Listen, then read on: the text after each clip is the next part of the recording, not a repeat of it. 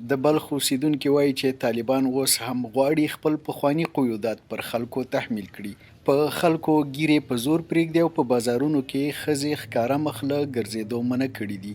طالبانو د ښځو لپاره هغه حجابونه هم منع اعلان کړي چې سترګې یې ترې ښکاري. د طالبانو لخوا د نوو ټولنیزو اصولو د پلي کولو په اړه ډیرو خلکو له تصویري مرکې کولو ډډه کوله. د بلخ یوه فعاله اوسیدونکې وایي چې د ښځو لپاره به له محرم پرته له کوره وتل تر دې زیات سخت وي چې حجاب وکړي. هغه د ټولنې ستونزو ته اشاره کوي.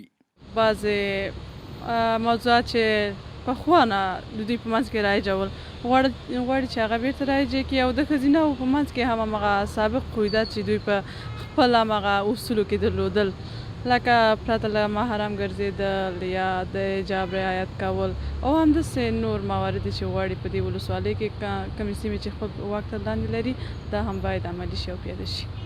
دغه فعاله پیغله وایي چې طالبان د پخوا په څیر خپل اصول پر خلکو تطبیقول غواړي.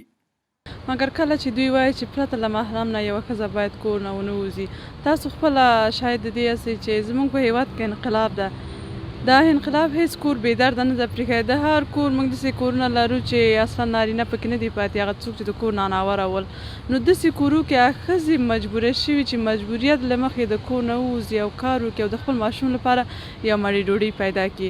نو دې له خاطره شاید دغه ارڅو کې لږ ذره ښځینهو لپاره سخته خبره واوسي. د بلخ بازار کې د پخوا په څیر ګڼه ګوڼه نه تر سترګو کېده. د دولتي ودانیو په مخ کې یو یا دوه مسلح طالبان ناست وو، خو د ملي اردو د بیس کانټینرونه او نور وسایل په لیلام کې پلورل شوي وو. خلکو ویل چې د بلخ د سقوط په لومړۍ ورځ د دولتي ادارو ټول وسایل خلکو چور کړي دي. د بلخ اوسیدونکي وایي چې په جوماتونو کې د کلیوالو حاضري، د ګیرو په خریلو او د ویښتانو په ډیزاین د جوړولو بندیز، لوڅ مخ او یا هم له محرم پرته د ښځو په ګرځېدو بندیز د خلکو ژوند سختولی شي. ممکن دا قیودات نور هم پسې لا ترنګلی شي. په ځینو مسجدونو کې ملایان هم اوس ځینې بحثونه په دغه ډول باندې د جمعې په خطبو کې کوي چې باید شریعت پلی شي. د بلخ او شولګرې ولسوالۍ اوسیدونکي وایي چې ډله ډله طالب وسلوال په کلو کې له خلکو څخه په زور ډوډۍ خوري او په میلمستونونو کې شپې کوي.